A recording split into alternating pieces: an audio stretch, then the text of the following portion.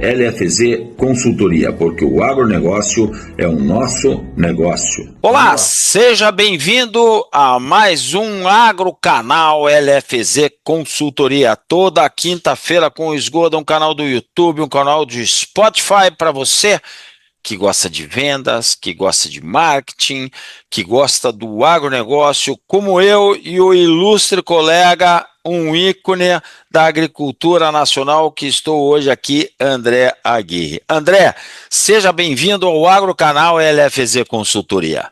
Obrigado, Esgoda. Muito obrigado. Obrigado por participar aí com vocês. Parabéns pela iniciativa. Acho muito interessante. A gente é ouvinte dos podcasts seu aí, no próprio Spotify aí, né? Dos colegas nossos aí e outros que a gente era concorrente na época que trabalhava na multinacional. Mas é muito bom, cara. Muito obrigado e parabéns pela iniciativa. Valeu, André. Obrigado, cara. Me diga uma coisa. Me conte, cara. Você falou para mim que está com 56 anos. Você é natural da onde, André? Eu sou do sul de Minas, uma cidade pequena chamada Botelhos, tá? A gente tem que fazer a referência sempre, né? Poste Caldas é do lado ali, então a cidade de referência é Poste Caldas. Você é da grande Poços de Caldas, onde está envolvida a Botelhos. Isso. Botelhos, na verdade, faz parte do grande triângulo mundial, que é Botelhos, Paris, Nova York. É o grande triângulo mundial. É isso aí. Inclusive é bíblico, né, Esgoda? Porque diz que Deus fez o mundo até o sexto dia e deixou o sul de Minas fazer no sétimo, aí só deu tempo não deu tempo de terraplanar, só vasculhou lá e... Só sobrou os morros. Só. Aguirre, fala para mim. E da onde vem aí esse teu lado da agronomia? Teus pais são da agronomia? O que deu na cabeça de ser engenheiro agrônomo, técnico agrícola? Tua formação, você é técnico agrícola, engenheiro agrônomo, tem mestrado em fertilidade, nutrição de plantas e tal, mas começou como técnico agrícola por quê? Isso vem de berço, vem de família? Sim, vem, Esgoda. Do lado do meu pai, meu avô já era agricultor, meu bisavô era agricultor, meu avô materno também era, apesar de ser na época café lá em Botelhos. Café e leite. Leite e café. Acabou. É coisa de mineiro, né? Café com leite, né? Não tem outra. Milho para silagem, é isso aí. Então, assim, tem muita gente que descobre a profissão e o que gosta, entrado em cursinho, etc. Eu não. Eu sou muito abençoado nessa parte. Eu, para sair, a única coisa que podia me segurar, às vezes, era ter que ajudar meu pai, ou se tivesse algum entrave financeiro. Então, eu já sabia que, como agricultor, tirador de leite, né, era bem possível isso acontecer. Então, eu entrei no técnico agrícola, eu já tentava trabalhar por fora, na agronomia, tinha bolsa de iniciação científica de multinacional, sempre tentando, porque eu sabia que se desse um crepe, e foi exatamente isso que aconteceu. Eu tive que me manter depois. A área era pequena da família? Era pequeno agricultor? Pequeno agricultor. O meu pai, por exemplo, tinha 22 alqueires, né? Praticamente para tirar leite. Isso aí, se você desdobrar, acho que dá mais, né? Mas em morro ali, mais ou menos, era 22 alqueires. Mas aí você levantava 4 horas da manhã para tirar leite também, não? Não, nas férias, porque enquanto eu estava estudando, meu pai estava no ralo. Aí eu entrava de férias, meu pai ia pescar com os irmãos dele, meus tios e os amigos, e quem ia para a roça era eu. Então, acordava 4 horas da manhã para ajudar no leite, terminava o leite e ajudava a cortar capim, pôr o trato no coxo, descansava, e na época de café ia para secador, ficava de madrugada, um frio desgraçado que faz naquele sul de Minas lá, e secando café e aquele rolo todo, né, cara? Teu pai é vivo ainda? Não, faleceu alguns anos atrás, cara. Mas eu já gostei do teu pai. Se ele era pescador, eu já gostei dele, porque pescar é um grande negócio, né? Como diz os amigos meus, né? Diz que é fácil fazer um homem virar pescador. Agora o pescador virar homem já diz que é mais difícil. A gente só não pode pescar final de semana, né, André? Porque final de semana tem muito vagabundo no Rio, né, cara? Muito vagabundo, não dá. Mas, André, me diga uma coisa, e você fez colégio agrícola onde, cara? Em que cidade? Eu fiz em Muzambinho, né, que é próximo, 47 quilômetros lá de Botelhos, né? Então facilitava voltar lá para casa para ajudar meu pai. Certo. E agronomia fez em Lavras? Isso, fiz em Lavras, né? Lavras era relativamente mais perto e tinha que ser uma federal naquela época, não tinha a oportunidade de ir, tinha uma escola muito boa do lado ali em Machado, mas era particular, né? E eu não tinha condição, não. Meu pai já estava, ele pegou o plano o plano Collor, plano Sarney, e aí já limparam o dinheiro dele, financiamento que tinha, juro alto, e eu não tinha outra opção, eu tinha que Tinha que passar ser na escola federal. federal. É. Você falou de Machado, lá onde está nosso amigo Byron de Assis, né? Que trabalha na Grande Byron, Pioneer hoje. Gente grande boa. Byron, Grande abraço aí, demais. Bayrão. Tá lá Grande mesmo. trabalhando com a Pioneer, né? E Isso, aí você se formou e pensou o que da vida, André? Porque veja bem, a gente se forma, né? A gente tem algumas opções, né? Você pode ir para o corpo docente, né? A gente é muito novo para se formar e nos tornarmos aí um consultor, ainda não tem a bagagem, mas poderia até montar uma consultoria, você sim, poderia ir para trabalhar num órgão estadual, né, uma sim, secretaria da agricultura, você sim. poderia ir trabalhar aí como agrônomo de vendas ou de assistência de uma cooperativa, de uma revenda, ou ir para um fornecedor de insumos. O que que se pensou na época e para onde você foi? Por onde você começou? Tá. A hora que eu entrei na faculdade, eu precisava, tudo foi encaixando perfeitamente, Skoda. Eu precisava fazer dinheiro, sabia que tinha bolsas de desenvolvimento de produto, lançamento de produtos, né? Eu precisava hoje chama RET, antigamente não era outro nome. Então tinha que fazer isso aí e tal. E aí Explica para o pessoal o que que é um hatch. Isso é isso. importante. É um RET, é um registro de ensaios que você faz para registro no Ministério da Agricultura daquele produto. É como se fosse um VCU que a gente usa para milho, soja e grãos, vamos assim dizer. Você faz o RET do registro desse Registra o ensaio. isso, para ver se ele tem várias, depende do qual que é o foco coisa, mas o controle químico do que é, tem RET para ver toxicologia, para inseto, para peixe, etc. Mas nesse caso nosso aí é de eficácia para os maiores problemas fitossanitários que existiam na época. E Uhum. aí eu me deparei que tinha um tal consultor, eu não tinha noção nenhuma que era consultor. E aí lá, e muito menos startup, isso aí são coisas mais modernas. Então nós montamos uma startup na época, sem saber que era startup, em Lavras, que era uma empresa de consultoria, era um especialista em feijão irrigado. O feijão irrigado estava começando os pivôs ainda, pegar o Naí Paracatu, o Oeste Baiano e etc. Muito poucos pivôs ainda na época, né? Pivô com café, estavam mudando para cereais. Mas mesmo E aí eu estudando ainda ou já tinha formado? estudando, fazendo dinheiro, e eu praticamente eu tinha um controle de falta esgoda. Além das coleguinhas que tinha letra boa, que tirava xerox para mim, eu tinha uma estrutura, porque você sabia que quando formava não ia ser suficiente, eu não tinha essa oportunidade, eu tinha que fazer e tinha que ganhar uns pila mesmo aí para ajudar meu povo, né? Então, o que que eu fazia? Eu acompanhei esse professor que vinha aqui para Goiás, para Jussara. Tinha o grupo Carvalho Dias, que trabalhava com pivô em Jussara, e a gente começou a trabalhar com feijão. Agora você imagina, eu saí das regiões de 900 mil metros de altitude, solo argiloso, 70%, solos ricos, podizóicos, fui parar em Jussara, em Goiás, 300 metros de altitude, 250, 300 a 350 metros de altitude, areia quartzosa, irrigação. Então a gente saía à tarde, na sexta-feira de Lavras, na parte da manhã, matando aula na sexta-feira, com os professores, né, de idade, eu vinha dirigindo nos projetos. Chegava em Goiânia, dormia em Goiânia, 8 horas de viagem, 8, 9 horas de viagem mais ou menos. No outro dia cedo estava em Jussara, trabalhando nos pivôs. E aí eu construí minha graduação para ser professor. Eu Só um falei, eu quero pouquinho ser. assim, deixa eu fazer um parênteses nisso aí, né? Cara, você tá falando de uma coisa pesada, né, cara?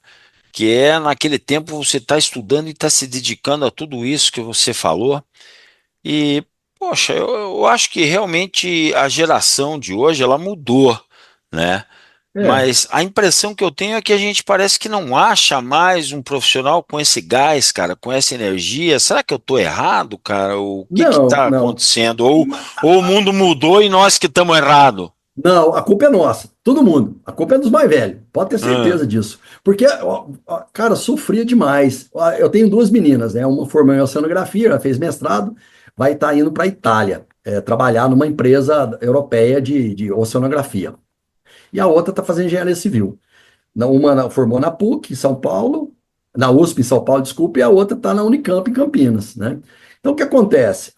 eu não quero ver ela sofrer igual eu sofria. Eu não tinha condição, não tinha tempo, tinha uma agenda, trabalhava com a agenda lotada e eu achava que ia ser professor. É, Esse era o eu já objetivo, era ser professor. era, era objetivo. E é muito boa essa pergunta sua, porque eu encontrei com um cara de uma multinacional semana retrasada no aeroporto. Cara E eu novo ou conversei. cara já envelhecido? Não, vamos falar assim, um cara maduro que nem nós, mais ou menos, assim, certo? E contrata muita gente, a empresa é grande, está em plena atividade. E aí eu perguntei essa pergunta, mais ou menos, o Gê sempre falou. E essa molecada que está formando agora, essa geração aí, então todo mundo falando, falou assim, André, infelizmente é o seguinte, cara, se você ir para escolas federais, o pessoal é mais tranquilo. Então é um negócio assim um pouco ruim para começar a profissão de agrônomo. Quando você vai para as escolas particulares, o cara tá pagando a escola, o cara tem uma atividade, está trabalhando em outro lugar. Então nós estamos dando um pouco mais de ênfase para o pessoal de escola particular em função do cara ter que se virar. O problema é o se virar. Porque eu tive aperto, eu me virei. Como você teve aperto, se virou. Hoje o pessoal tem menos esse tipo de coisa, menos aperto. Então, infelizmente, É. acaba se tornando dessa forma, eu acredito. E às vezes até a gente dá para o filho até muito mais do que a gente teve, né? Infinitamente mais, Eu só muito tenho um mais. menino, né? Fez 4 anos de agronomia e desistiu. Veio a pandemia, ele ficou 2 anos parado em casa, federal, não teve aula, né? É, foi para voltar, falou para mim assim, pai, eu não quero mais agronomia, não gostei. Falei, mas meu Deus, piá, 2 anos de faculdade, mais dois parado, 4, não quero, pai, não gostei, eu quero fazer engenharia de software. Falei, tá bom. Tá lá no quinto ano, no quinto semestre, engenharia de software, espero que seja feliz.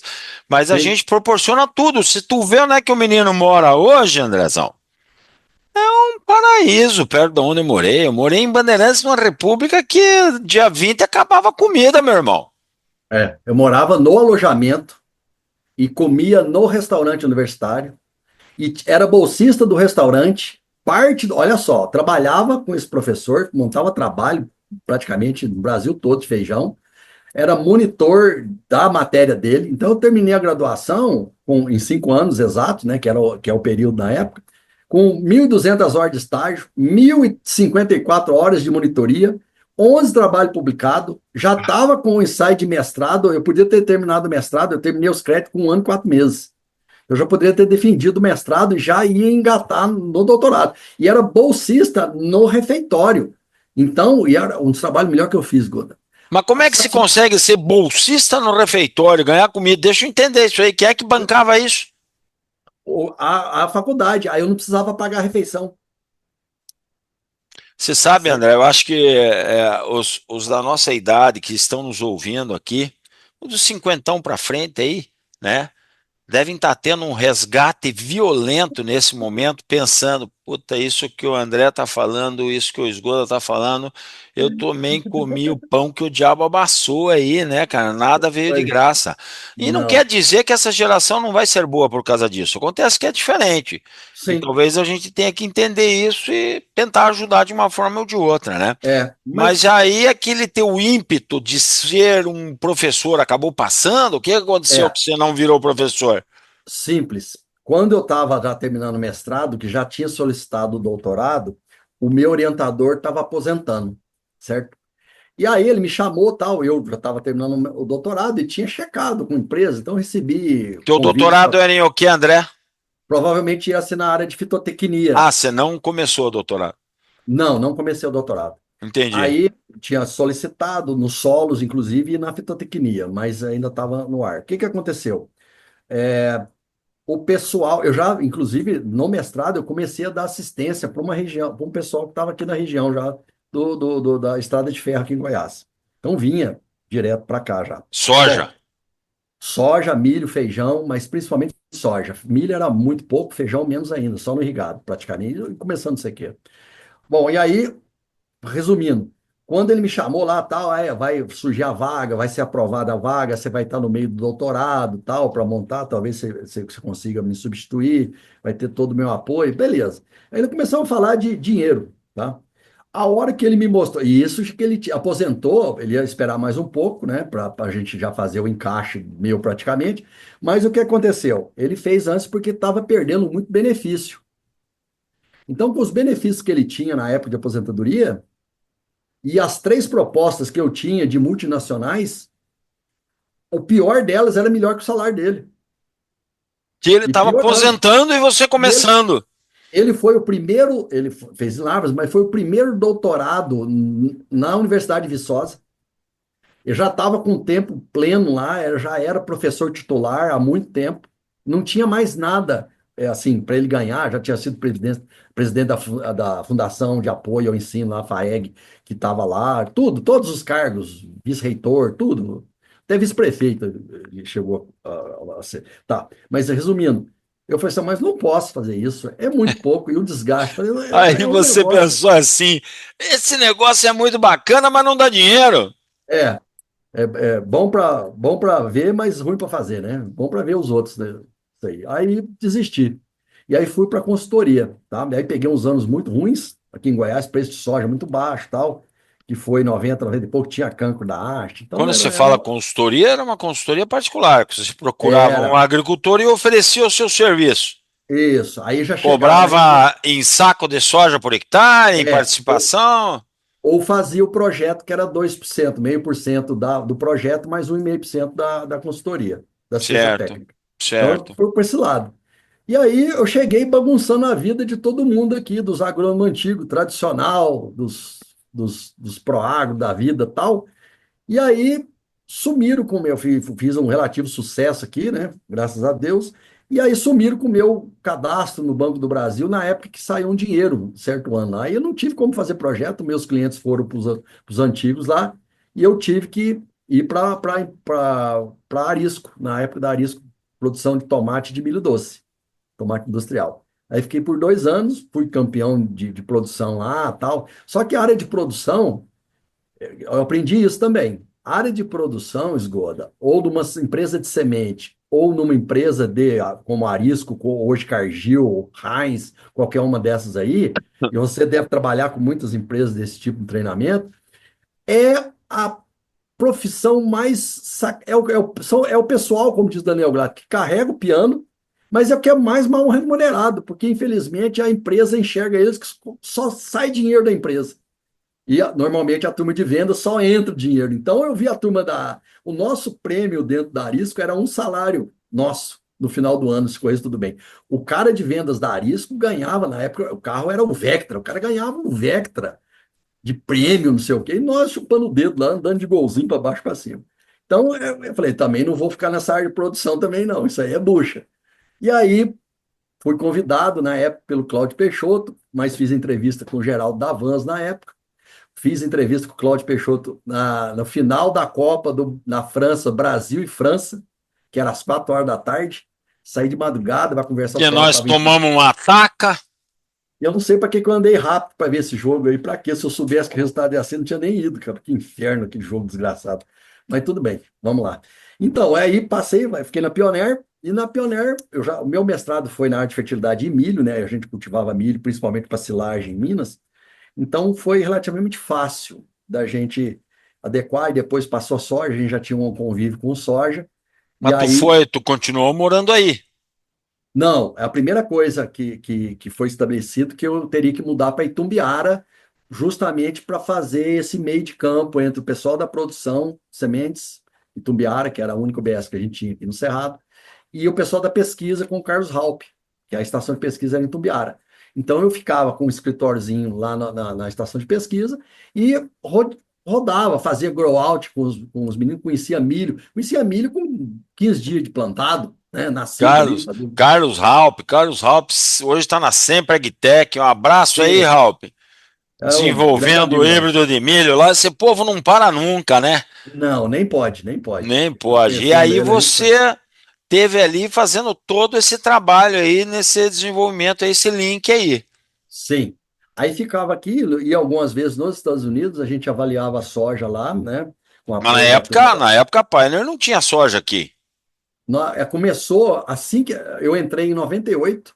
Em 99, a Dupont comprou a Pioneer e já ainda em 99, saiu a Lei de Proteção de Cultivares, isso é um fato muito importante, e as empresas começaram a investir forte em variedades, porque antes o negócio era bem bagunçado. E aí a Pioneer Sementes comprou a 2 Marcos do Verni Verman, certo? Isso certo. aconteceu praticamente antes de 2000. E aí, uma empresa familiar, né, e uma empresa multinacional adquirindo ela, e aí foi um monte de gente para ela. E eu fui na parte de gerência de produto soja, para ficar Mas o especificamente. que que tu ia fazer nos Estados Unidos? Nos Estados Unidos, Quando... a gente ia avaliar soja nos Estados Unidos.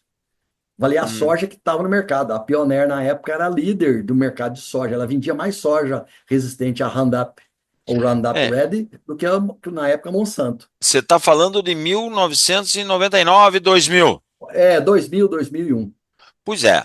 E eu, né, em 2002, 3 e 4, estava ainda no Grupo Monsanto, plantando em Amambai, Mato Grosso do Sul, e tomei uma ataca de 3 anos de seca. 2002, 3 e 4, que perdi até o rumo, que nem diz o outro. Mas Sim. aquele foi o ano que entrou a ferrugem asiática muito forte no Cerrado e eles falavam que aquilo ia vir para o sul do Brasil e tal. E eu fui lá, comprei 2 doses de ópera, que era o produtaço para controlar a ferrugem e tal, e nem consegui aplicar, porque uma seca desgraçada, fiquei com o produto tudo em casa. Mas falando em ferrugem, você comentou comigo que você foi um dos caras que preconizou e conseguiu enxergar a ferrugem asiática nos Estados Unidos. Como é que é essa história aí, meu irmão? Fala pra Foi, mim. foi. Essa história aí foi muito interessante, porque na época o Daniel já tinha sido promovido e estava nos Estados Unidos. Fazia 2 semanas já transferido, já era líder das Américas Central e Sul e Ásia, né? Então ele estava se organizando lá e eu ia com um tour com o pessoal. A gente tinha um Learjet por conta, andava 22 estados mais o Canadá. Então chegava final de agosto, ia para lá e voltava em outubro. Então era um negócio muito interessante. E com a elite científica da empresa com relação à soja, né? Então, o que que fazia? Em 2007, lembra o cronograma? 2002 ela apareceu no Paraguai, 2003 no Cerrado, a região de Chapadão do Sul e do Céu. Eu fui até lá vê-la, né? No caso, na lavoura, inclusive era soja tardia nossa da época, por isso que foi acionado. E a partir daí, né, só começou, foi para Bahia, depois pegou o Sul, e foi esse estrago que a gente sabe e Que a sentiu. gente tem até hoje. Tem muita gente que foi escaldado desde aquela época. Mas o que aconteceu? Basicamente, em 2007, não tinha encontrado ferrugem no sul dos Estados Unidos só, mas sem nenhum problema. E não é uma região grande produtor de soja. Em 2007, eu estava fazendo avaliação, né? Naquela época lá, era 3.000 linhares de soja praticamente por dia, muita coisa. E aí, a hora que eu estava passando, eu vi uma soja, assim, aquela marronzada ali, peguei e falei, ó, ferrugem, pus no bolso, continuei. 5:30 da tarde terminou a avaliação, você sabe que americano, café da manhã bom, né? Aquele lanchinho da Subway na hora do almoço, 5:30 tá todo mundo varado de fome, vai jantar, come bem, vai assistir televisão, 9:30 tá varado de fome, come de novo, vai dormir, né? Por isso que tudo é meio reforçado. 5 horas terminamos, já fomos jantar, eu chamei o chefe da estação, falei, olha aqui, que é ferrugem de soja. Ele falou assim, não, aqui não tem. A Universidade de Iowa vem aqui 2 vezes por semana e não achou nada. Eu falei, então é melhor vocês levar para os caras que tem ferrugem aqui. Só que já era final de ciclo. O dano ia ser zero praticamente, mas já Mas era, tava lá. tava lá. Aí levaram um cara, já designou um cara, era 30 milhas dali, foi para lá e nós fomos jantar. No meio do jantar, o chefe da delegação recebeu uma mensagem, um e-mail, e ele viu, e era o fitopatologista, um chinês da universidade, que tinha alertado que tinha sido é, descoberta a ferrugem asiática nos Estados Unidos. E aí eu lembro que o pregão noturno da Bolsa de Chicago já deu 17,2 de alta. E aí nós saímos de madrugada para Ohio, era Iowa, nós saímos para Ohio. E aí o chefe da delegação, desesperado, isso era mais ou menos terça, quarta-feira. Só sei que ele falou assim, André, você vai ter que voltar para lá, o avião vai te levar de volta para você mostrar para os caras no sábado. Falei, bacana, beleza, não tem problema não. Voltei. Rapaz, a hora que eu saí do hotel, que eram umas 6:30 da manhã, do sábado, parecia filme americano. Tinha carro preto, polícia estadual. Falei, nossa, agora estou preso, né? Aí já peguei o telefone e comecei a mandar mensagem pro Daniel, que estava nos Estados Unidos, e o Riz, que já era o diretor da Pioneer aqui no Mas o que Brasil. esse povo queria com você? Uai, bioterrorismo. A hora que eu vi aquilo ali, eu falei, estão achando que eu levei ferrugem de soja para lá, certo? E aí eu comecei, falei assim, agora eu tô preso, né? Aí já mandava mensagem pro Daniel e pro Rice, falou, ó, o negócio vai engrossar aqui. Quero saber quem que vai levar café e cigarro para mim na cadeia aqui, porque o negócio, acho que eu não volto mais. O Daniel, aquele jeito espalhafatoso, eu quero mais que esses americanos se fodam, o preço da soja tem que arrebentar aqui no Brasil, tal, tal, tal. Aquele rolo todo, né?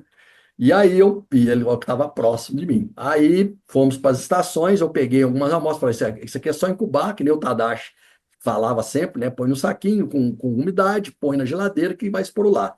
Só que na segunda-feira, já que deu o estardalhaço todo, no meio de semana, né? O sábado a gente pôs para identificar, na segunda-feira já começou a aparecer nas outras estações, o pessoal começou a dar o grito. E aí o interessante é que eu tenho um repórter aqui em casa até hoje, do governador de Iowa, do jornal mais importante lá, que ele fala o seguinte, que o problema não é um brasileiro ter encontrado a ferrugem nos Estados Unidos, mas o caso é que eles tinham treinado 600 agrônomos e pesquisadores para identificar a ferrugem, porque os modelos matemáticos já estavam acusando que ela devia estar lá. Só que o pessoal esquece que o modelo matemático não vai para a roça. Então, vamos falar assim, o pessoal da Pioneer falou assim, o efeito André Aguirre, os caras devem ter levado um sabão, e aí pôs todo mundo segunda-feira para ir para a roça e começaram a achar ferrugem lá. Então, esse foi o Aí drama. que o cara vai mesmo pro campo, aí ele acha ferrugem. E, infelizmente ela não vai na casa, né? É. Bater na porta lá, ó, tem ferrugem na soja. Assim, André, você com 56 anos de idade, se você for analisar as culturas que você trabalhou até hoje, né? As doenças, pragas que você viu até hoje, você colocaria a ferrugem asiática dentro dos três maiores pepinos que você encontrou até hoje? Ah, com certeza, Esgoda. O caso é o seguinte, né? É sempre assim. Eu cheguei em Goiás, estava com um cancro da haste. Depois nós já estávamos na sequela do nematóide do cisto. Também foi um estrago, mas não longe da ferrugem ainda. O cancro também bastante diferente da ferrugem. A ferrugem, sem dúvida nenhuma, ela delineou esse agronegócio de hoje. Ela começou a trazer moldes de monitoramento de roça que só se enxergavam em algodão, certo? E isso ficou muito claro. O cara começou a ir para a roça, levar a lupa, começou a ver ácaro, tríplice, formiga, coisa que ele não sabia, não tinha essa noção, só via lagartinha, passava um dimilim, passava qualquer coisa. Então, não, mudou o mundo a questão da soja e para transformar isso no que nós somos hoje. Agora, sim, a impressão que eu tenho, né, eu não sou um cara. Meu negócio é muito mais área comercial do que a área técnica, sempre foi, mas eu acho que a gente não consegue fazer uma área comercial sem ser tecnicamente bem preparado. Então, quando eu estava no campo, eu realmente, a antiga Singenta, Ciba-Geigy, né, que é a Singenta de Sim, hoje, as empresas por onde eu passei, a própria Pioneer fazia a gente estudar, né? Mas, sim, assim, a impressão que eu tenho hoje primeiro, é que o homem de campo hoje não estuda mais, o menino é, novo, né? O agrônomo de campo e tal não estuda. Mas também em relação à ferrugem, dá a impressão que nem diz outro, tá tudo dominado. Você acredita que tá? Em termos de é, controle, de manejo, tá tranquilo? é, Estamos tranquilos, vamos assim dizer? acredito que sim, por um motivo principal.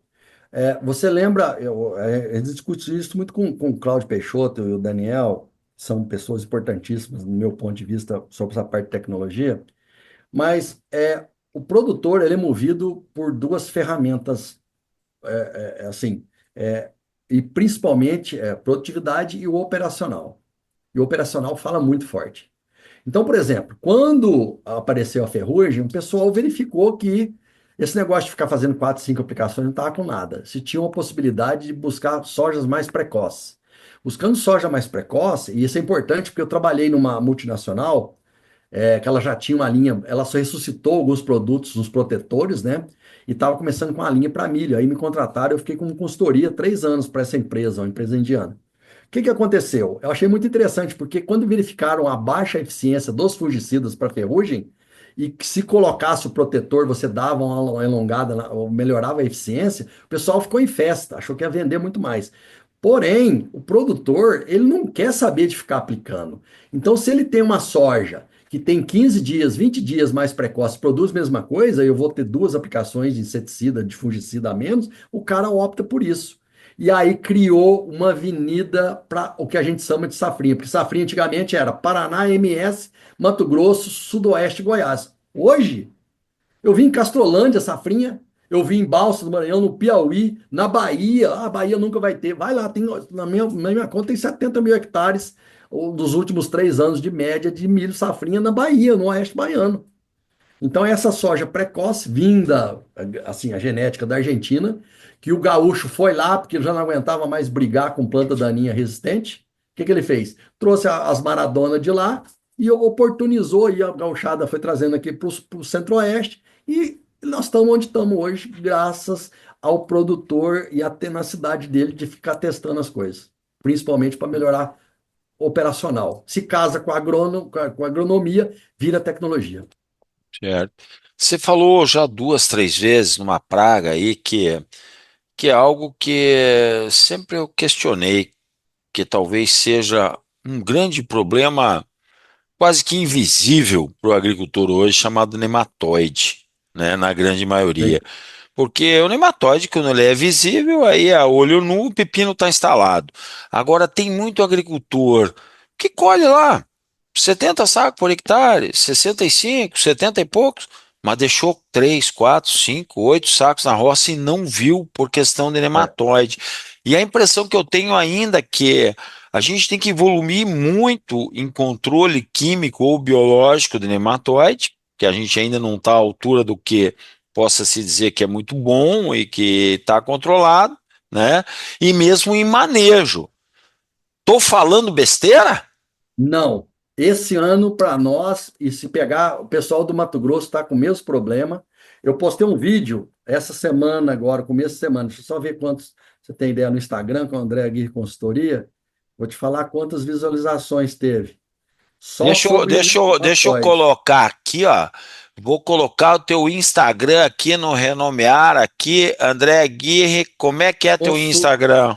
Vamos por André aqui, Aguirre ó. Consultoria. Instagram, tudo junto. André, Isso. Aguirre Consultoria, tudo junto. Ó, foi colocado no começo da semana e está com 235, mil visualizações, que é a parte nematóide. O que acontece principalmente, vocês vai dar, tá? E mostra lá bonitinho, quem tiver curiosidade, o que acontece principalmente, o nematóide vai estar aí mesmo. Você começou a cultivar, vai selecionar. O que a gente tem visto, e trabalhando muito com biológico. Hoje, a empresa que mais tinha químico para controle químico de nematóide chamava-se FMC. sim. A FMC, ela enxergou que os químicos não vão virar. Tanto é que ela começou o processo de biológicos, primeiro que muitas empresas de biológicos estão Mas aí. não iam virar, André, por causa de quê? Por causa de eficiência ou de custo? Porque é caro, a eficiência é limitada a 15, 20 dias, então, e os biológicos podem dar isso. Só que eu tenho uma área de produtores aqui, de 12 anos, 10 anos de biológico, basicamente, e que está com um nível intenso. Nada esgoda, você deve ter passado por isso. O sonho das empresas, de semente principalmente, ou de químico, é vender consultoria. Isso aconteceu na Pioneer, na Corteva, na Monsanto, com fibra, que são ideias muito boas. Só que o produtor não compra, certo? Não compra. Ele tem que estar lá. E o sonho das empresas é o cara controlar a lavoura com um smartphone no shopping center da cidade. Não vai Uhum. acontecer. Não existe modelo. Eu tenho estação estação de climatológica, tem modelo matemático para todas as doenças de milho, soja, feijão, etc. Isso não funciona. O que funciona, eu pôr os 4 técnicos agrícolas que eu tenho para trabalhar e rodar todo dia as roças. Bater O que, área. o que acontece com o nematóide que a gente vê é muito claro. Você pega um inverno que no Cerrado é mais seco, e esse ano foi extremamente seco, uns 7 meses. Chega no período final da soja ou da safrinha, o nematóide, principalmente pratilencos, ele entra em anidridobiose, ou seja, não tem umidade para os processos metabólicos dele. Ele entra como se fosse hiberna, ele vive em dormência. Só vai aparecer quando tiver uma umidade, que ele vai despertar morto de fome e vai atacar aquelas culturas. O que o pessoal antigo fazia? Eu achava no Rio Grande do Sul fantástico a ideia dos caras. Os caras dessecavam e 20 dias iam plantar, 22 dias, certo? Então aquilo morria tudo, não tinha praga, não tinha doença, era uma maravilha. Aqui também, o pessoal esperava acumular 80 milímetros de chuva, 100 milímetros de chuva. Hoje, com a safrinha, eu já plantei no pó, a turma aqui, já plantei com 5 milímetros, 10 milímetros. Ou seja, esse ano aconteceu exatamente a mesma coisa. A última chuva foi em meados de abril. Foi chover dia 8, 10 de outubro. Dia 14 estava todo mundo com plantadeira no chão. O que aconteceu? O nematóide despertou e deu de Achou a comida. cara. Rapaz, aí, meu amigo, é picanha e cerveja gelada. Você começa a ver esse efeito nematóide em cima dessa soja aí a partir de quando os sintomas iniciais começa a ver? A gente tem que, na agronomia, a gente aprende a conversar com planta, né? Aí todo mundo acha que a gente é doido mesmo. E a soja vai te dando sinais. Os sinais que ela vê, o primeiro é o cotilédone. Cotilédone caiu antes, e a gente teve a oportunidade, o campeões. Se você pegar, quem produz? Eu tive agora em agosto passado, no Farm Progress Show nos Estados Unidos, certo? Em Boone, em Iowa. Meia hora eu conversei com o Alex, que foi o campeão mundial de soja. Ele produziu 244 sacos de soja. Meia hora eu fiquei Caraca. falando com ele, certo? Então, conheço os campeões de soja, conheço o pessoal do Grupo Mila aí no Paraná, na fazenda, quando eles ganharam ali. Conheço o Gabriel, que é agrônomo lá no Piauí, que foi o campeão do Nordeste. Conheço o pessoal lá de Nepomuceno, né, que ganhou o ano passado o brasileiro e ficou em segundo lugar. Conheço a área do cara, né? Então, o que acontece? Nessas áreas de alta fertilidade, a soja, normalmente, uma matéria orgânica alta, o cotilédone vai ficar ali até V6, V7, no meio da floração, você olha para ele, tá que nem uma azeitona. Aqui no Cerrado, perdeu o cotilédone de V2 para V3, rapaz, é nematóide. É 70% de chance de nematóide. Puta merda, você sabe por que que eu gosto desses podcasts que eu faço, cara? Porque É, eu aprendo muito, meu irmão. ué. Então, isso aí é muito rico para nós que estamos assistindo aqui, né? Escutando você falar. É muita bagagem, muita experiência, né? E o que fazer com isso? Então, o vídeo que eu vou postar na segunda-feira, já estou mostrando que eu mostrei na terça-feira, segunda ou terça, esse problema, e agora já vou mostrar como é que está a soja. Aí o que você tem que fazer? Essas sojas indeterminadas que nós estamos plantando é basicamente um feijão, então elas têm uma mobilidade de nutriente muito diferente do que tinha as determinadas antigas. E você usa alguns produtos que são acaricidas, registrados para a soja, ele tem efeito algumas coisas em cima do nematóide. Então você faz uma boa nutrição foliar, mais uma aplicação desse produto que tem um efeito pequeno, só que se aplicado sozinho você não vai ver isso. Alguns até já têm registro para nematóides, aplicação aérea, só que se você fizer ele puro você não vai ter resultado esperado. Mas você faz essa frequência de aplicação de 6 dias, a soja vai embora. Lógico, a gente já continua ainda esgoda, deixando dinheiro em cima da mesa. Por quê? Porque vai ter algum dano, vai entrar um fungo ali e essa soja vai chegar um pouco desuniforme. Lógico, de um potencial de 78 sacos, provavelmente ela dê 10 sacos a menos, 8 sacos a menos. Mas é o dinheiro que está indo embora do cara. Provavelmente ia sobrar muito mais, né? Provavelmente não, ia É, e se eu sobrar. não fizer isso, então aí o estrago é muito Vai maior. para 37, 42 sacos. É um Ah, estrago sem é. precedente.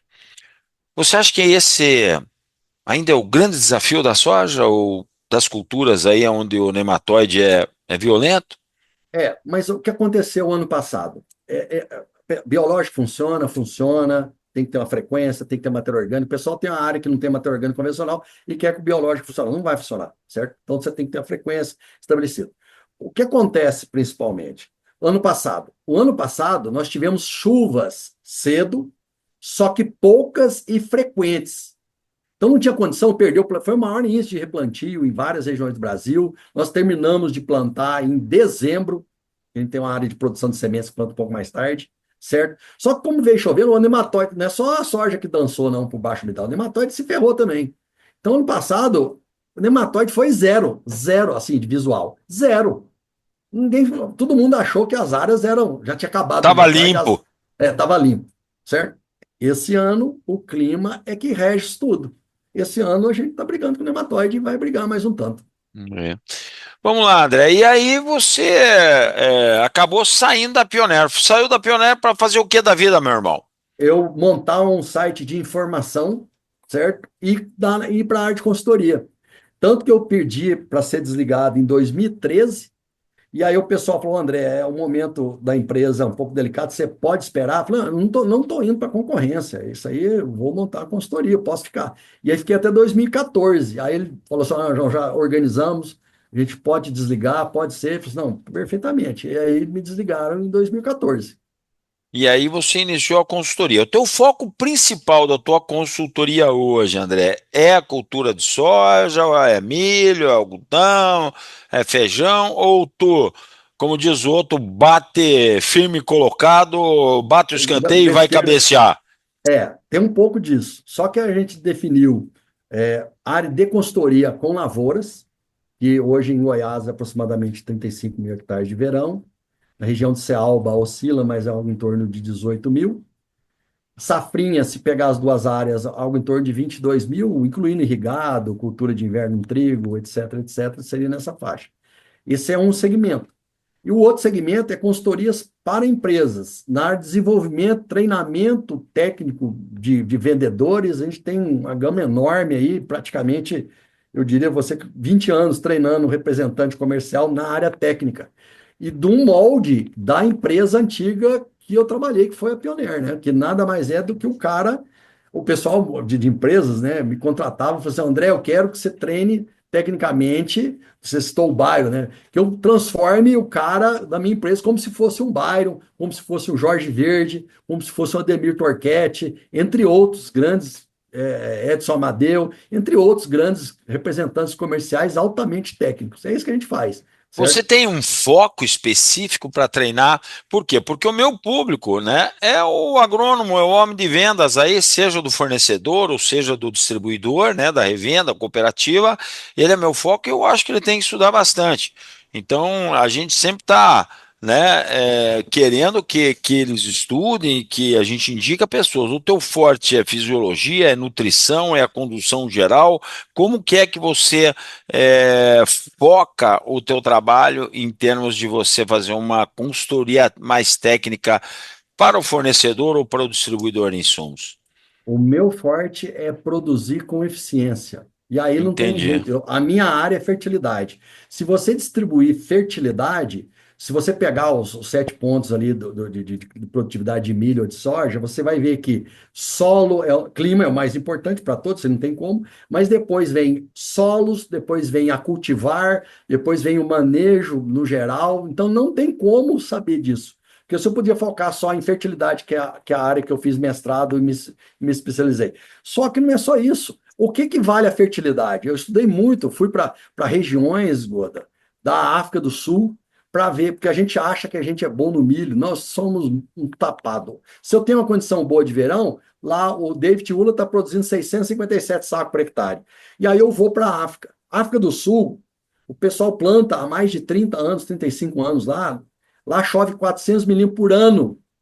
Por ano. Eles estão a 1.500 metros de altitude, na mesma latitude do norte do Paraná.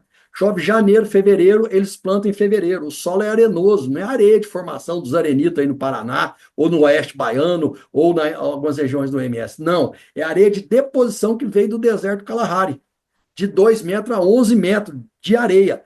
O pessoal planta, tem milho que planta, que nasce, esgoto, e não toma mais chuva. Quanto produz um milho desse, na sua experiência? Se fosse aqui no Nossa, Brasil? eu ia falar que ele nem produz. Produz 110 sacos na África do Sul, o milho amarelo, e 120 o milho branco, que tem consumo altíssimo lá. E aí eu cheguei para ficar uma semana lá, fiquei 20 dias. Falei, nossa, nossa. Preciso entender isso aí, né? Mandando WhatsApp para as fazendas que a gente dava consultoria, porque era praticamente mesmo plantio da safrinha nossa aqui, já tinha chovido mais de 400 milímetros e eu não ia colher 110 de média. E aí o segredo dos caras são dois. O primeiro, adubação. O adubo do cara para aquela safra. Eu cheguei lá, o milho estava em enchimento de grão. O adubo, o fósforo e o potássio estava do jeito que o cara jogou. Para quem que é que esse fósforo e potássio? O ano que vem, que vai receber os 400 milímetros, incorporar aquilo ali, reagir com um pouquinho de matéria orgânica que existe e vai estar pronto. Então não tem água que tire aquilo ali, excesso ou falta. A água já, o nutriente já está consolidado, com pouca água ele está dentro da planta. Ele não tem as fases nossas aqui. Então, isso é adubação de sistema, não tem novidade nenhuma. Comecei a fazer isso aí. Comecei a testar aqui no Piauí. A gente fala de consultoria, mas consultoria à distância, que eu vou de 3 a 4 vezes por ano nas fazendas, se pegar Piauí, Maranhão, Tocantins, Mato Grosso, são 350 mil hectares. Então, são praticamente 35 verão Goiás, 18 Cealba, 22 Safrinha, mais uns 350 mil hectares. De apoio, ó, fazenda tem agrônomo, tem consultor, tem técnico agrícola, para levar isso aí informação. No Piauí mesmo, tem um amigo nosso lá que a gente deu uma mão no milho, que foi muito interessante. Eu cheguei na fazenda dele dia 20 de março, e o que aconteceu? Ele estava terminando o sorgo. Eu contei essa história para ele, ele falou assim, não acredito nesse negócio da África do Sul. Eu falei, é simples. Você já plantou milho safrinha? Passa um rádio lá, vê que milho que sobrou. Ah, sobrou esses 6 aqui, um pouquinho de cada. Pega esses 3 aqui, joga dentro da caixa. Ele já tinha, as plantadeiras já estavam voltando do sorgo, dia 20 de março, tinha terminado o sorgo. Eu falei assim, planta lá esse resto aí. Eu falei assim, eu vou plantar. Aumenta a adubação? Não, não, não, pode manter a adubação do sorgo. Beleza. Plantou uma arinha pequena de milho safrinha, uns 500 hectares de sorgo, e plantou, deu 7,7 meses, 8 hectares, certo?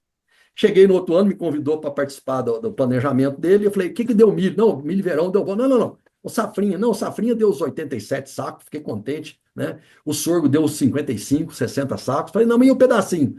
Deu 102 sacos, que é o segundo parâmetro, população de plantas. E nós somos muito grossos, porque na Pioneer todas a reclamação chegava na mão da gente. Eu não estou falando plantio de janeiro até 15 de fevereiro, não, mas plantio mais tarde, numa área menos fértil ou mais arenosa, num lugar que chove menos. Os caras lá, 35 mil plantas final, cada planta dando de 2 a 3 espigas, igual esse fundo seu que está aí, essas espigas bonitas aí. Aí não precisa de muita água, 35 mil plantas. E na Pioneer, Jogou a população para baixo, porque é, é menos gente para beber para água. beber, exatamente. E milho prolífico que dava 2, 3 espigas boas, coisa que a gente tem 15% dos milho no mercado, tem essa capacidade aqui no Brasil hoje. E aí eu uso Entendi. isso aqui. Ano passado, que foi mal, cortou a chuva em abril, meus clientes aqui foram um dos que mais produziram, no geral. No Cealba, ano passado, nós ganhamos um campeonato com 210 sacos por hectare, 430 milímetros, 160 metros de altitude, 15% de argila, área de terceiro ano, era eucalipto, terceiro ano de lavoura. Quantos mil plantas por hectare? 54 mil. E o povo falando que para colher 200 precisa de 70. Pois Aonde? é. Então, sabe, assim, o que eu sinto, né, e eu falo nos meus treinamentos de vendas, né, é que se eu fosse fazer uma especialização hoje, ela com certeza seria em fertilidade. Por quê? Fertilidade e nutrição, que é onde o agricultor menos conhece, que é Sim. onde o recomendante menos conhece, Ó, né? eu tenho uma proposta para fazer para você. Eu te falei que na semana retrasada eu virei vendedor, né? Vendendo 2 cursos, um de fertilidade e nutrição para culturas e um de interpretação de análise de solo.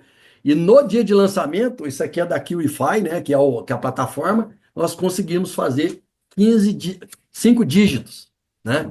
De venda. Cinco dígitos, isso quer dizer 10 mil? Não, mais 100 mil, né? 100 Acima de 100 mil? mil.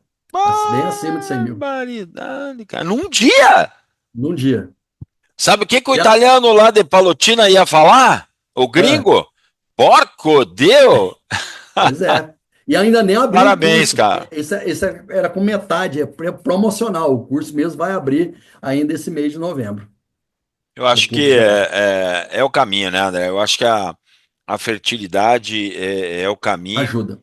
É. E agora eu tenho visto também, sabe? Você fala de consultoria e às vezes me arrepia um pouco a coluna. Por quê? Porque a gente vê alguns consultores no mercado, né? O mercado inchou de consultor. Pelo amor de Deus, Sim. está longe do seu caso. Mas o que que eu quero dizer encheu de consultor, inchou de consultores? É aquele cara que se formou, trabalhou 2 anos numa multinacional, ou numa revenda, ou numa cooperativa, e falou assim: eu vou virar consultor. E aí ele virou consultor. Ele montou uma consultoria, ele começou lá com 3 mil hectares, foi a 5 mil hectares, ele cobra lá X quilo de soja por hectare do cara, de milho safrinha. E aí eu tenho um amigo, né, um conhecido, não é um amigo, que ele falou assim: escuta, eu peguei um consultor desse aí. No segundo ano eu larguei, eu disse: mas por quê? Ué, o que que ele fazia para mim? A mesma recomendação do que eu fiz a vida inteira, ele não fez nada de diferente para mim. Então, que diabo que eu tenho que pagar para ele tanto assim? E É, larguei. Você tem sentido isso no mercado também? sim, sim. Na verdade, nós tivemos os últimos, tirando o ano passado, esse, provavelmente o próximo, que é das vacas magras, a gente tem um ditado, né? Eu já acompanho essa de consultoria desde a graduação, né? Do jeito que eu te falei para você. Quando dá um ano de restrição, preço de commodity baixo, crise, Como esse tem- ano agora. como esse ano, tem dois segmentos que a gente brinca isso aí, tem dois segmentos que fica sem receber conta: o de adubo foliar e o de consultoria. Porque o cara consegue fazer isso para o próximo ano. O que que eu quero dizer? Eu tenho que me reinventar todo ano. Você acha que eu fui falar lá com o Alex, que produziu 244 sacos de soja, para quê? Porque se eu conseguir 4 sacos, já tá pago para os clientes. Porque eu fui na África para ver o que, que os caras estavam fazendo em safrinha. Se eu não me renovar todo ano, eu vou perder emprego também. O meu emprego, eu não tenho. O cara tem que produzir e ter rentabilidade. Não tem outra forma. Eu tenho cliente que compra 100 hectares, 200 hectares por ano. Se ele não comprar, eu estou desempregado. Eu tenho consultoria há 10 anos aí com esse povo aí, certo? Então, tem que se reinventar. Agora, os outros anos aí, o produtor comprava tudo, comprava biológico sem saber como é que ia funcionar, comprava micronutriente, quelatizado, complexado, aminoácido, umas coisas doidas aí. Mas esse ano o cara tem que saber o que realmente está retornando para ele. Vai dar uma peneirada nesses consultores, isso aí já passou por isso aí, mas o cara tem que se reinventar. É isso que pode, e principalmente não deixar o cara tomar um prejuízo, né? Porque, infelizmente, é o que pode É. acontecer. O grande desafio, né, é a produtividade, né? Então, outro dia eu vi um colega meu, né, o Krug, né, lá de Chapadão do Sul. O irmão dele, inclusive, é prefeito lá. Nós formamos juntos em Bandeirantes. Ele planta lá os 1.000 hectares. Meu amigo Krug, José Cláudio Krug, e ele estava num evento que, se eu não me engano, o evento era rumo aos 100 sacos por hectare, Uhum. né? Acho que foi esse ano até. E aí eu fiquei pensando, ok, rumo aos 100 sacos por hectare. Já tem gente que já passou dos 100 sacos por hectare, mas tem muita gente que quer chegar nos 6 sacos por hectare. E às vezes eu fico pensando, qual é o limite? Eu não sei. Agora, pelo que você falou, se tivesse que mexer em alguma coisa ou cuidar de alguma coisa com mais carinho e pôr para dormir no berço, seria fertilidade. Com certeza. Materiais, o que você falou. Qual que é a frequência de colher 100 sacos por talhões aqui? Nós temos talhões que são muito bons, pivôs que saem tomate, ou seja, já está o nutriente pronto ali. Chance de chegar. Na verdade, eu não estou focando 100 sacos, eu estou focando 85, 88, 90 sem adubo, porque ele está aproveitando o tomate. Tem zero adubo. Então, é rentabilidade para o cara, isso é bolso. Ah, vamos adubar, vamos fazer micronutriente, níquel, cobalto, selênio, sei lá o que que é, para colher sem saco. Não, André, o produtor é a produtora. Não, André, eu quero sobrar dinheiro. Isso que eu quero. Pronto. Então, é isso que é o importante para essa turma, Né? né? Agora, a gente tem uma frequência. Eu já tive talhão de mais de 120 sacos em 88 hectares. Eu não ganhei o SESC, porque eu sou muito burro. Eu escrevi um outro talhão. Aí não tem como. Você falou algo agora aí que é rentabilidade, né? Então, às vezes eu falo no meu treinamento de vendas que, se eu pudesse, eu não colocaria a meta do homem de campo, né, que trabalha com vendas, em faturamento, eu colocaria em rentabilidade. Eu quero saber o seguinte: se você vai faturar só produtos que me dá margem baixa, como um commodity, um glifosato, um metomil, coisa parecida, aí um piretroide, sei lá, isso não sobra nada. Agora, se você vai me vender produto de valor agregado, né? Aí é outro papo. É o outro papo. Então é mais ou menos isso. Porque o que interessa, eu colocaria a tua meta, né, em rentabilidade. Eu quero tanto de rentabilidade, você vai ter que trabalhar isso aí, né? Qual que Sim. você acha que é teu desafio no teu trabalho para os próximos 5 anos, André? Bom, essa parte de, eu tinha falado para você 5 dígitos, são 6 dígitos, né? Acima de 100 mil são 6 dígitos. É essa parte aqui, que é o que, que a gente foca? É conseguir atingir um número grande de trazer informação. E o Você mais quer ir para o engraçado, mundo digital. sim, Aliás, você já está, né? Você quer já estou. evoluir no mundo digital. Exatamente, mas não conversa fiada, tentando engrupir os outros como coach, esses negócios, não. O negócio é tentar passar a experiência que eu tive oportunidade dentro da Pioneer, que a Pioneer me pagava viagem para ir para a China, ver tecnologia na China, nos Estados Unidos, etc. É oportunizar essa turma nova de consultor, que eu acredito muito que consultor com uma área que eu tenho, eu acredito que vai ser que eu não comecei cedo, né? Tem gente que tem 4 vezes, 5 vezes mais que isso aí, mas é facilitar a vida do produtor que vai ter ali o consultor para 7 ou 8 mil hectares que ele consegue fazer esse giro, ganhar bem e os caras serem bem atendidos. Então é ajudar esse cara. Isso eu sempre digo, né? Porque eu faço muito trabalho em revenda e em cooperativa, né? Por esse Brasil afora, e às vezes eu falo assim: olha, se o seu associado, se o seu cliente, né, agricultor, está indo buscar uma consultoria, tá na cara que ele não está sendo atendido à expectativa dele, né? Sim. E às vezes eu digo que não existe nada tão ruim que não possa ser piorado, É, que é o pode. consultor sair da própria empresa que está e montar uma consultoria e ganhar o cliente do outro. É a mesma coisa que o açougueiro que passou 10 anos lá, ele sai de lá e monta o açougue dele, né? Isso aconteceu comigo mesmo, certo? Mas tem várias formas. Um aconteceu comigo, mas foi todo o processo extremamente tranquilo, e o outro não. O outro foi feito de sacanagem mesmo. Então, É. faz parte do Mas mercado, né, Esgoto? Fazer o quê? mas André, tem uma diferença muito grande que ninguém vai encostar, como diz o outro, né? Então, quando você pega e vai ler um currículo seu, um histórico seu, do que você fez, do que você viveu, para a forma com que você está repassando hoje, aí o negócio é completamente diferente, né? É, é. Então, Você sabe que essa palavra que você falou é o mais importante hoje. Eu comecei nas mídias sociais por causa disso. Porque eu tenho conhecidos que tinham 20 mil seguidores e falava cada bobagem na minha interpretação. Mas cada besteira, eu cheguei a passar mensagem, falando, cara, você falou isso, não pode fazer isso não, o cara vai tomar prejuízo com um negócio desse. Esse produto não é registrado, não faz isso, o cara, se for autuado aí, a dono vai vai perder CREA. sobrar para você. Vai, cara, não faz isso. Aí eu falei assim, gente, não tem cabimento agora, eu vou entrar nesse negócio. E hoje, estamos com 82 mil seguidores no Instagram, 20 e poucos mil no TikTok, no LinkedIn também tem uma turma boa, não sei precisar quanto, mas é bastante também. E tem vídeos de 500 mil visualização aí, publicado há menos de 30 dias. No meu perfil, no último mês, foi 2,4 milhões de visualização. Então é isso que eu tenho que fazer. Agora tem uma cachorra aqui para acompanhar a gente.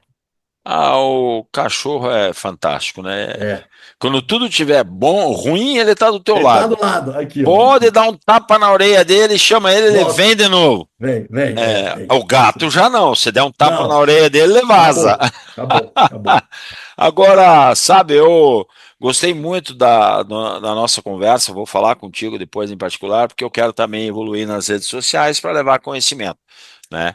Então, eu estou com 62 anos de idade e aprendendo muito, André, aprendendo Sim. muito com vocês, fazendo essas conversas aí, né? Não vou nem falar de entrevista, isso aqui, você vê, passou uma Um hora papo. aqui, a gente nem Nem viu viu, passar, nem viu, né? nem viu. Esgoda, Conversa agradável, né? você tem potencial de fazer isso que eu estou te falando, cara. Porque o que acontece? Da turma toda que está aí, que tem milhões de seguidores, e é o conselho que a gente dá para todo mundo. Você viu um cara lá, que é um cara importante, tal, influenciador, etc, etc. Mas olha o histórico dele. Qual que é o histórico? Pega o histórico do Esgoda. Quem que vai comparar com isso, cara? Agora, pega um Zé Mané falando de vendas aí. Tem, na internet, você vê um monte do cara falando de vendas ali, que o cara dá treinamento. Eu tenho até dó. O cara trabalhou numa empresa, certo? Pouco tempo ali, e tá dando palestra de vendas, mas é cada furada. Agora, pega o Esgoda. Esgoda vai lá. Pega, qual que é o histórico do Esgoda? Entra no histórico do cara. O cara, é isso que essa molecada vai cair na real. Estão seguindo um cara que não tem nada a ver. Olha, não tô falando que meu histórico é bom, não. Mas olha um dos Não, o outros. teu histórico não é que ele é bom, ele é muito bom. Não, não tem nada. Não, é muito bom, André. Eu fiquei conhecendo mais um pouco da tua história, né? E realmente fiquei impressionado e coisas que marcam a gente. Outro dia entrevistei Enio Shinvelski, que um RTV da Decalbe, né, lá de Toledo por muitos anos, e ele foi sócio do Roberto Jasper e foi o Enio Shinvelski, que também foi pioneer lá atrás, o cara que preconizou o disco de nylon, o disco de plástico para Eu tive isso aqui. Aí, plantadeiras de milho, cara, que só usava ó, disco de ferro. Fiquei besta, falei, não é possível. Agora eu sim. venho aqui, converso com o André Aguirre, que foi o cara que foi lá nos Estados Unidos achar ferrugem e quase foi preso. Olha É, só, cara, pois quanta é, coisa, né? A gente escuta, a gente vê, a gente aprende, né? São coisas aí que fazem valer aí a profissão que a gente está e conhecer sim. pessoas de alto gabarito, né? E que levam informação. Acho que isso é o mais É importante, isso André. aí. Então, o que eu faço com o canal do YouTube hoje não é para ganhar dinheiro, é para levar informação para os nossos colegas, para eles conhecerem o André, para ter oportunidade, aquele agricultor, filho de agricultor novo que está nos escutando, vai falar assim, porra, esse André Aguirre aí é um cara top, eu vou conversar com ele para pegar uma consultoria comigo aqui. Olha aí, cara, esse que é o Sim, caminho, esse que é o sim. caminho. Então, André, eu queria que você deixasse uma mensagem diferente hoje aqui para a gente, estamos indo aí para praticamente uma hora de conversa, né? Para você deixar uma mensagem para aquele menino que está estudando, para aquele menino que está se formando, ou recém-formou, e que um dia ele pensa em ser ouvido pelo agricultor como consultor, ou seja, um consultor de revenda, ou de cooperativa, ou de um fornecedor, ou mesmo talvez até um concorrente seu na Sim, consultoria, né, que seja sim, fazendo o trabalho que você faz, porque você, nesse momento, vai ser um espelho para esse menino. O sim. que se diria, deixaria de mensagem para Olha, esse menino? a primeira coisa é para ele ficar tranquilo, porque ele vai ser bombardeado, mesmo que a geração dele é muito pior do que a geração anterior. Isso eu escutava. O meu pai ou os agrônomos que tinham na época, o que que esse mundo vai ser? Olha aí, a agronomia não estuda mais isso, não faz tabuada mais. Então ele tem que se conscientizar que a hora que a situação apertar, ele tem que buscar. A grande diferença da época que nós formamos, Goda, e o aluno de hoje são poucas. Na época nós formamos, nós tínhamos muita oportunidade e pouco recurso. Eu lembro que o computador, eu trabalhava, montava ensaio e viajava na faculdade e você tinha que criar um algoritmo no computador. E só tinha um computador, um XP 12000, nem lembro que marca que era, se era IBM, que era. E tinha que dar o nome lá. Eu só conseguia ir nesse diabo desse computador às 3 da manhã, 4 da manhã. Então, era a pé, subia para palavras lá e ia trabalhar no negócio. Então, nós tínhamos pouquíssimo recurso. Hoje, o desgramado tem um celular que é um computador na mão do cara. Só que oportunidade ficou mais restrita. Todo mundo saía empregado naquela época. Pode ser para que for, mas tinha. Hoje também sai, mas a oportunidade mesmo ainda vai ser muito melhor para os bons alunos, obviamente, vão ter essa oportunidade, mas o cara tem que buscar, porque é diferente as épocas. Você tem muito mais recurso e menos oportunidade, certo? Agora, tem que buscar, ele tem que usar a internet do jeito que eu te falei. Buscar pessoas que eles sigam, mas olha o histórico.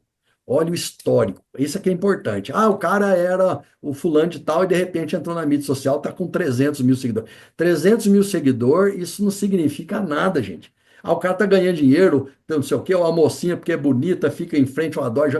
Bacana, beleza, toca a ficha, mas o que isso agrega para ele? Isso que o cara tem que entender. E não, ah, não, porque eu formei na universidade, lá não sei da onde, particular. Cara, isso não existe. O cara sai hoje nível de informação. Na época que nós trabalhávamos, você levar uma informação para o produtor era algo fantástico. Abria portas. Hoje, os produtores que eu atendo, tem filho que estão fazendo agronomia, aí eu pensava, falei, eu vou perder o emprego. Esse menino aí vai sair daí e vai tomar meu lugar. Não. O produtor está direcionando esse rapaz para ajudar ele na administração. O cara não vai pôr um cara para ficar lá, ó, o André tem uns batedor de pano lá, ou o André mesmo bate pano ali para ver percevejo em soja, coisa parecida, sabe o produto bom, o que, que a gente pode fazer para brigar com o cinematóide melhor ano que vem. Ele não quer entrar nessa vibe aí, vamos assim dizer. Ele quer o cara para estar do lado dele para administrar todo o empreendimento que ele conseguiu na vida toda dele, certo? Então, oportunidade sempre vai ter, crises também. Nós não temos crise desde 2006. Então, eu acho que é uma oportunidade. E a gente sempre falou, a agronomia é a profissão do futuro. Eu acho que a profissão do futuro é a agronomia agora. Não vai ser no futuro, não. Perfeito. Então, em resumo, né? Olhe o histórico e busque quem tem conhecimento para você poder seguir, Isso, escutar e tomar o direcionamento, né? exatamente. André, eu queria te agradecer a oportunidade que você me deu. Essa entrevista vai ao ar em toda quinta-feira no canal, Sim, né, do YouTube, do Spotify, Agro Canal LFZ Consultoria, e nós dois estamos conversando aqui um sábado à tarde, 18 horas, né? exatamente. Então é sinal que o quê? Procure alguém que tem café no bule, a gente falava, Isso, né? isso, Esse é o isso. Não é o termo cara que, grosseiro, né? não é Que o cara que conversa bem, não. Porque conversa não, bem, já sabe, né? não vira, né? André, muito obrigado aí pela participação. Eu que agradeço. Estivemos hoje aqui com André Aguirre, esse ícone da consultoria brasileira, e não por que não falar da consultoria, né, mundial aí, de tanto que ele rodou atrás de buscar informação para poder trazer para você, agricultor, para você, agrônomo, técnico que está no dia a dia, poder agregar um pouco mais no seu dia a dia aí com o seu assistido, vamos assim dizer. André, muito obrigado. Eu que Fique agradeço. comigo, vem comigo, toda quinta-feira com Esgoa da Agrocanal LFZ Consultoria. Deixe seu joinha aí. Um grande abraço, obrigado, André.